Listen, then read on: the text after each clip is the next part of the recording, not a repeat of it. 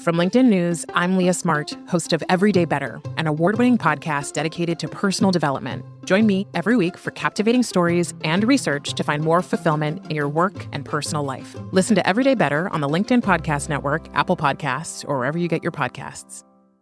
Break language barriers instantly by translating up to 44 languages in real time with the HP AI PC, powered by the Intel Core Ultra processor. With the right tools, work doesn't have to feel like work.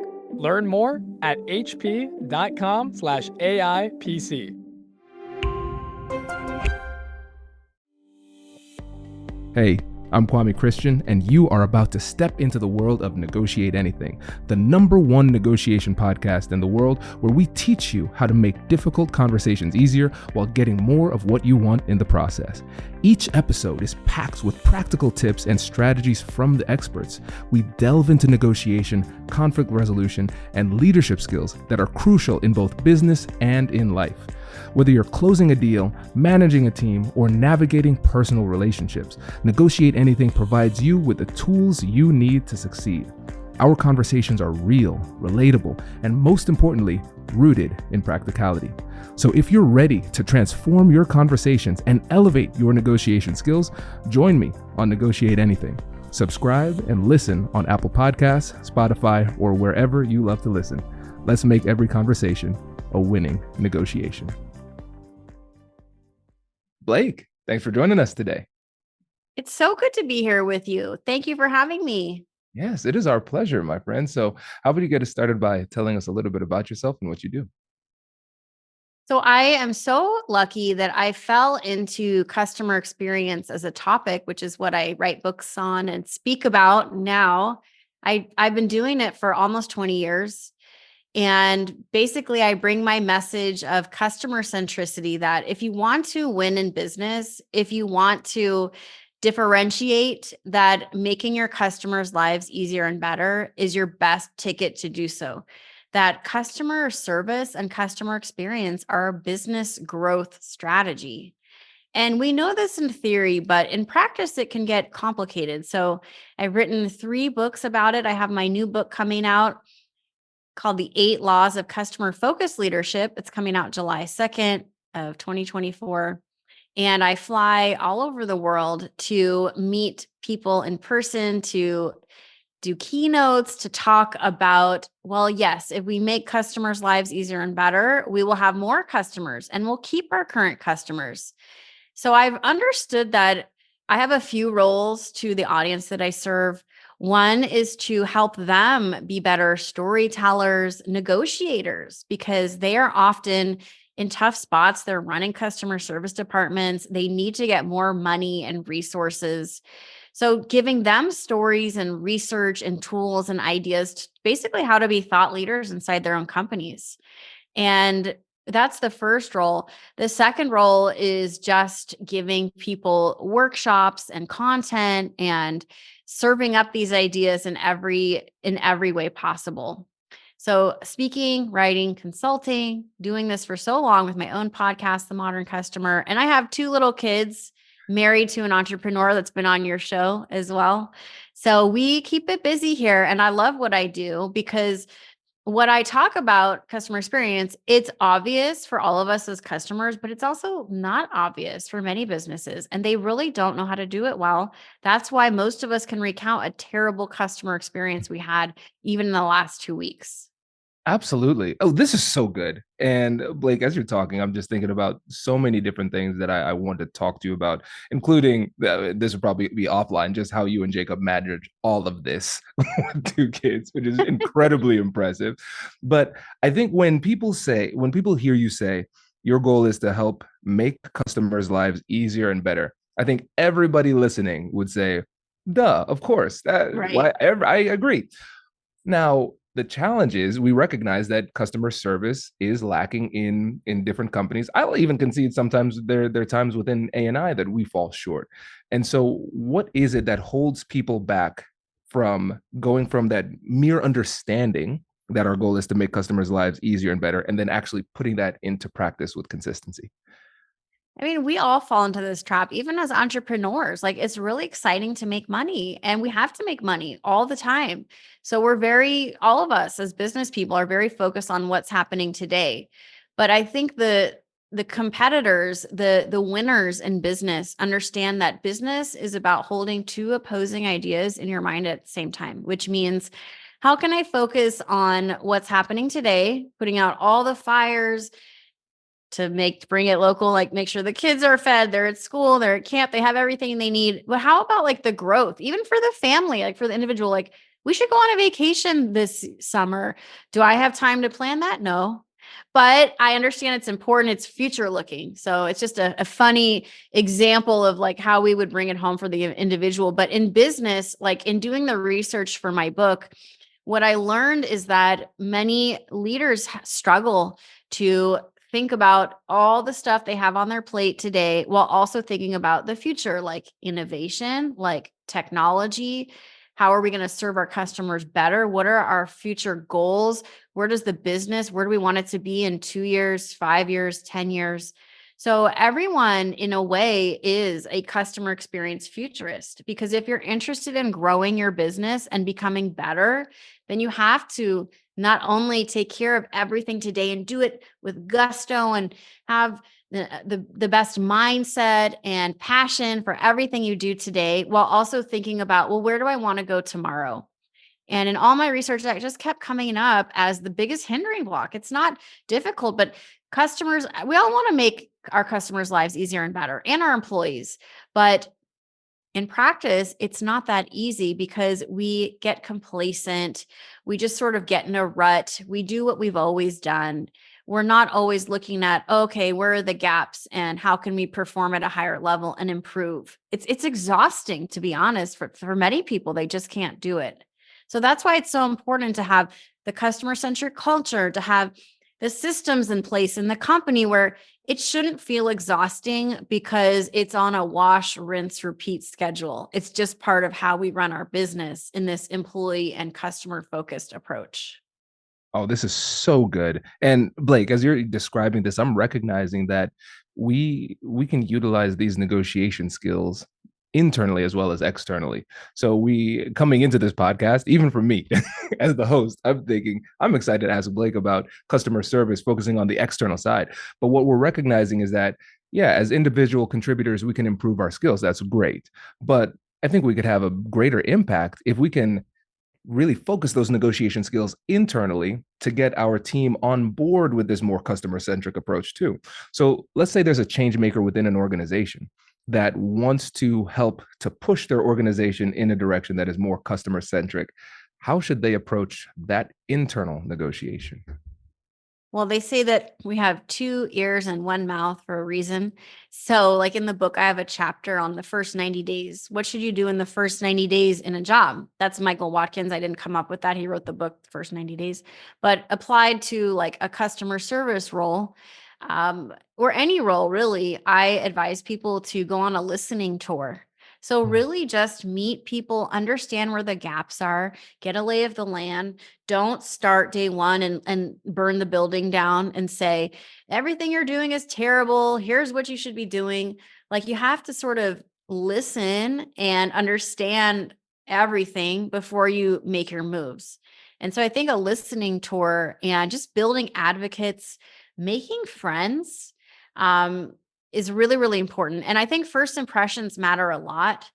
And really, what you're doing is you're building relationships. And once you build strong relationships, you'll have more advocates in the company, but it's very hard to do.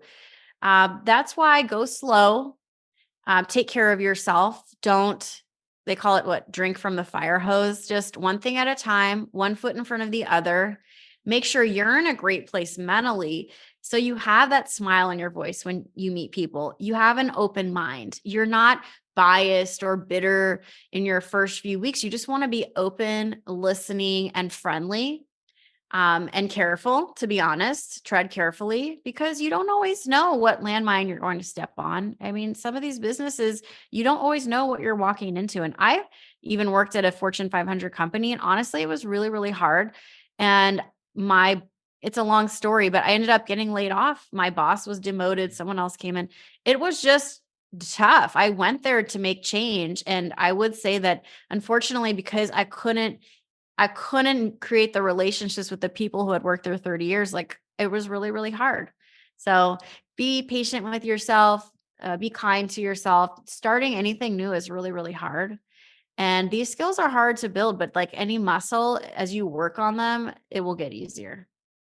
This is great advice because especially that patience and persistence, I think that's necessary because if you go in with the wrong mindset, you might put in an effective strategy, but you might not have the resilience to see it through to the end because you're looking for a quick win when it'll take some time. So I think that that is well founded and very important to keep in mind. And I couldn't help but hear some of those customer centric conversational skills come in as well because it sounds like we're utilizing a lot of the same techniques that we would use with folks outside of our organizations, our customers themselves, as we would within our organization as well. Yeah, I mean, everything in life is a negotiation. Like, even think of your marriage. I mean, for me, I am constantly trying to figure out how I can meet my husband halfway. We're all different people. So, understanding that in all your relationships in your life, you're going to have to negotiate and you can't always get everything you want.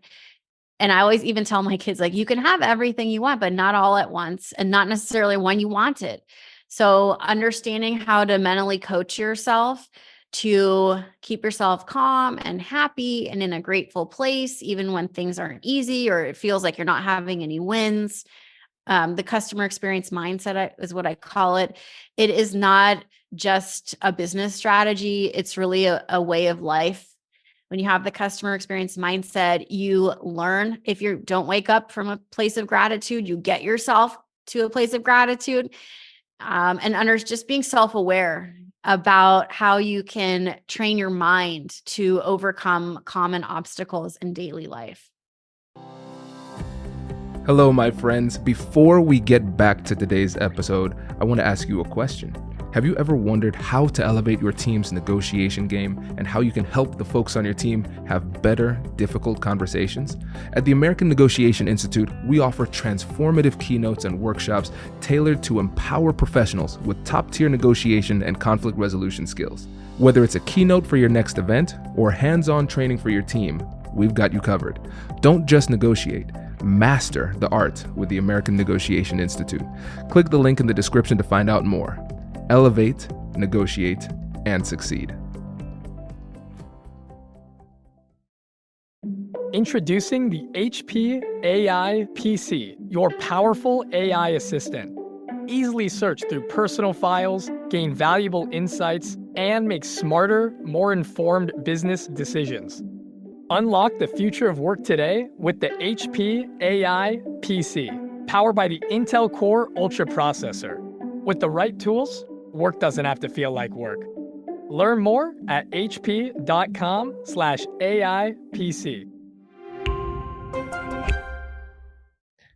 Let's talk about this internal battle now internally within ourselves, because you've mentioned it a number of times. And I want to just focus in on this too, because we often focus so much on the outcomes that we want to achieve and the person on the other side that we fail to focus on ourselves and the energy and mindset that we're bringing into these conversations. So when we're talking about the customer experience mindset, what does that really entail? The customer experience mindset is the person that is grateful to wake up, jump out of bed, and have a purpose in their life. Some people don't get that opportunity. They're hurt, they're sick. If you just can like put your feet down on the ground next to your bed, get up and go make yourself a cup of coffee, like you are a blessed, lucky person. And just, there are a lot of setbacks. Like the world is kind of a messy place right now. A lot of stuff just doesn't feel clear and it's confusing. So if you are someone that can just hold yourself to a high standard with yourself, so fulfill on your commitments to yourself. If you say you're going to go for a walk with your dog in the morning or go exercise or meditate or eat something healthy, do it. Or your commitments to others, If that means you have to turn off some of the news or the negativity out there, whatever you have to do to basically find clarity for yourself is really, really important. The customer experience mindset means the leader that focuses on themselves, that they understand what they need to do to have energy to serve others. And a common example is on an airplane. Put the mask on yourself before you put the mask on others. So it's like even being a parent, like my husband and I both exercise, and there's really not time in the day to exercise. But when you have little kids, like there's less time for yourself. But like we figure it out how we can make the time to move our bodies, because at least for me personally, moving the body clears the mind. The more I move the body, the more my mind is clear. So no excuses. It's a little bit of the military mindset, like do whatever you have to do, no excuses to fulfill on your commitments to yourself. So you have that energy for influencing change. So when you speak, you can change the molecules in the room. You can impact other people. You come from a place of love. Because once someone comes from a place of love and they're open and kind, everyone else in the room just relaxes, because it is more rare these days. People are impatient and sometimes they're curt, not kind. And it's just, if you can be the opposite with the customer experience mindset, it changes how everybody else around you feels too. Oh my gosh. I did like that was such like a mic drop moment that I'm like, Oh, can we just end at this point? It's so good. It's so true, because the proper skill set will often flow organically from the proper mindset. And as you were saying all these things, I could see how even before we get to the training aspect and like what to do and what to say, just bringing that energy and that mindset into the conversation will completely change the way that you navigate that conversation. So this is really important. And self-care is not selfish. We have to take care of ourselves. And to your point, Blake, like people on my team have said that they can tell a difference in me when I have not worked out in the morning before work. So they're like, yeah. whatever you do, make sure Kwame gets to the gym. So all of this, so important. Yeah, absolutely. And I know exercise, maybe it's not an option for everybody, but I have found that the trifecta of 10-minute meditation, exercise, which includes cardio and strength training, and then some cold water in my life. I find like if you have a swimming pool or even a bath or shower, doesn't need to be freezing, but like a little cold. I don't know why this is, but literally all stress just melts away from the cold water. For me, it doesn't have to be an ice bath. It can just be cold. Even if you just splash cold water on your face, if you don't have a pool, like the clarity from the cold water, it really, really helps. And what you're showing here is that we don't need to do the ultimate version of this. So it doesn't need to be a Yeah. cold plunge for 9 minutes. Oh, wait, I think that's I don't do death. that. I think that's death. Um, but whatever it might be, it's like, hey, we can find what is the minimum effective dose. And so it's like, hey, if I can't work out, I'll go for a walk, I'll take the stairs, just a Mhm. little something like that. If I can't get a full meditation session in, I'm saying, okay, cool, this page is loading. I'm going to do a Yes. little 5 seconds, right? And then Yes. also when we think about minimum effective dose, we need to think about minimum effective dose as it relates to the information that we consume, because it's important for us to be knowledgeable, but then there is the detriment of overconsumption of negative news that doesn't lead to a return on investment. Be aware, but don't just wallow in misery. All of these things will have an impact on the energy that you bring to the conversations too. Yeah. And I would consume a little bit, but not too much, because like even for us as content creators, like I'm not super political online, and there's just so much political content out there, and groups are angry, and so much negativity. At the same time, like you still need to show up for your teams, your family. Like you can't walk around saying like the world is a horrible place. We still need leaders. We need people that smile. We need people that show up and are kind to others.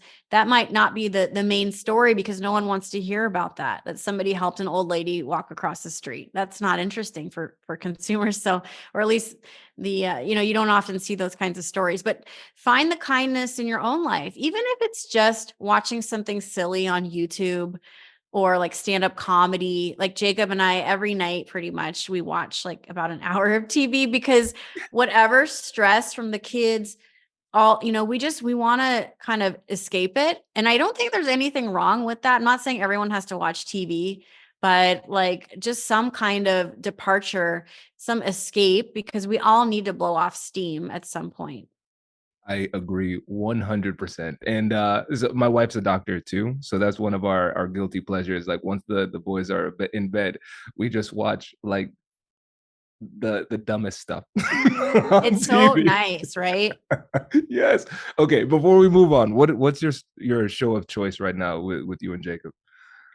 We actually just started a new one, which is like a little scary, called Jinx on HBO. It just came to mind. It's not really my show of choice per se, but it's a murder mystery, which there's not much else you can think about when you're watching something scary. And it's like a true crime drama on HBO. And yeah, so I honestly, I hate that that's the answer I gave you, because I asked this question on my podcast in a rapid fire.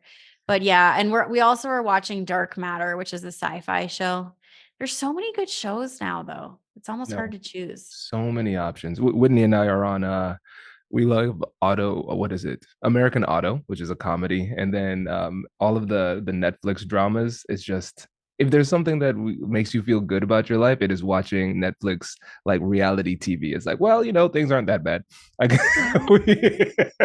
Yeah. Yeah, there's so many. Are you like a Love is Blind fan? yes, I love it. Okay. I love it. People love that show. It's so I haven't great. seen it. So little Okay, I'll have to substance, check which that is out. why it's great. But yes, okay, back to regularly scheduled programming. So now let's say we are now in the customer service interaction. And so we are focusing on making the customers' lives easier and better. But the customers triggered, they're upset, and they are blaming you for everything that's going wrong in their life.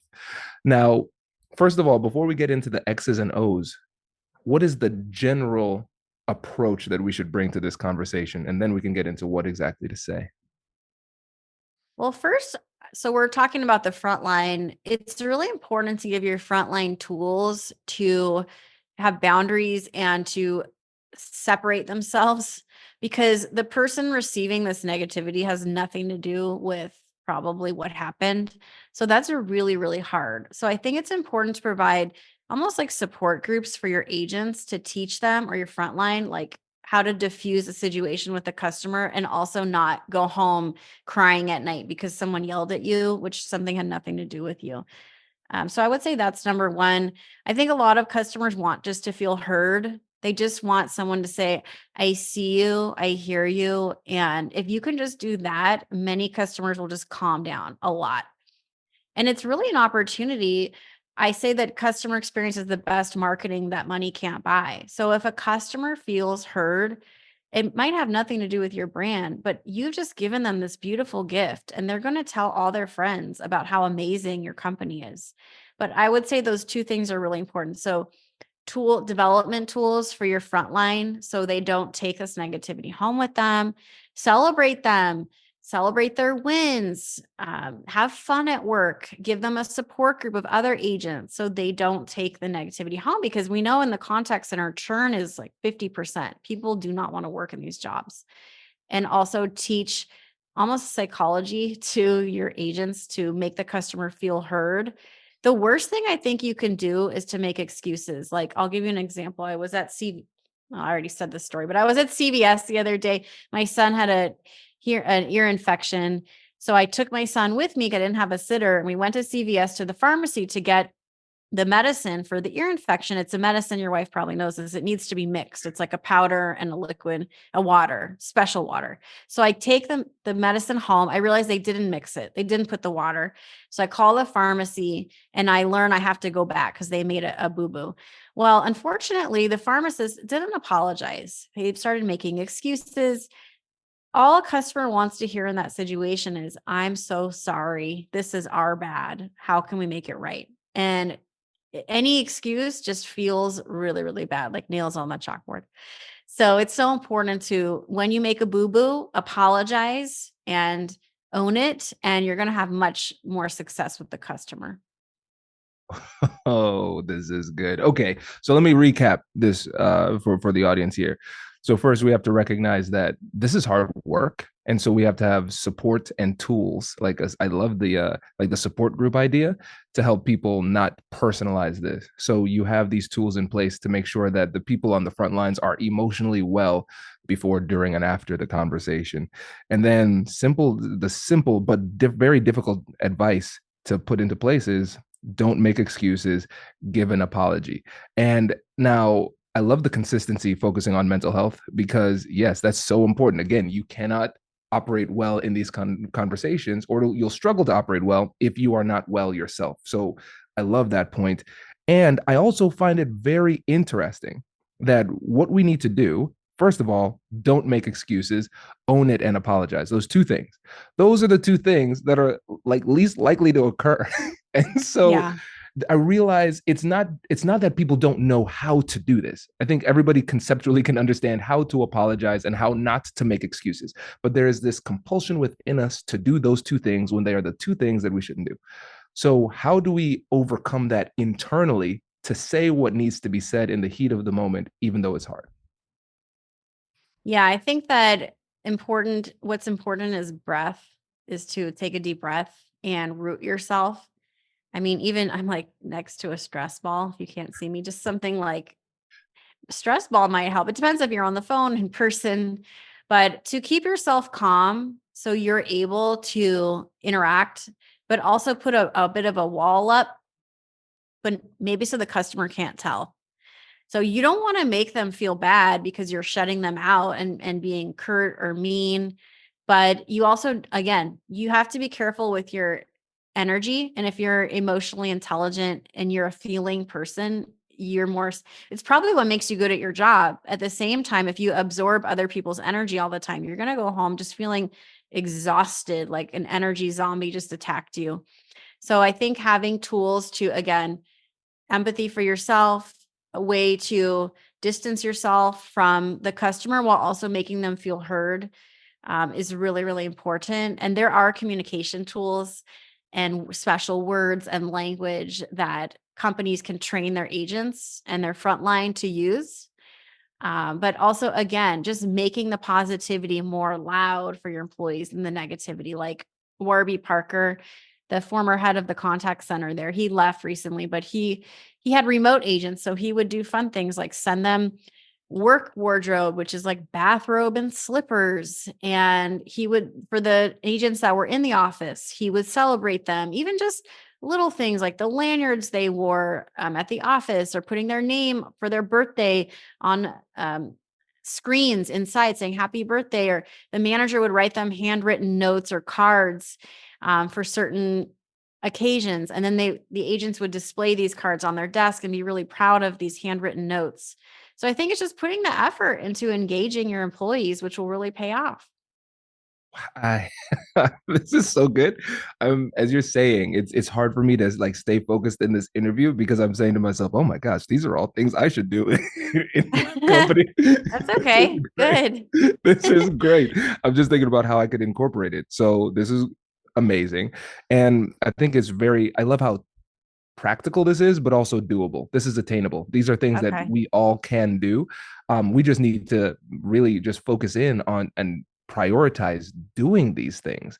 And I really want to hammer this home because it's not necessarily easy to add more things to the list of to do, but we recognize that it will be effective, and we will not be able to advance in this without putting forth effort. And one of the things that you mentioned is that there are some communication tools, some words and phrases people can use.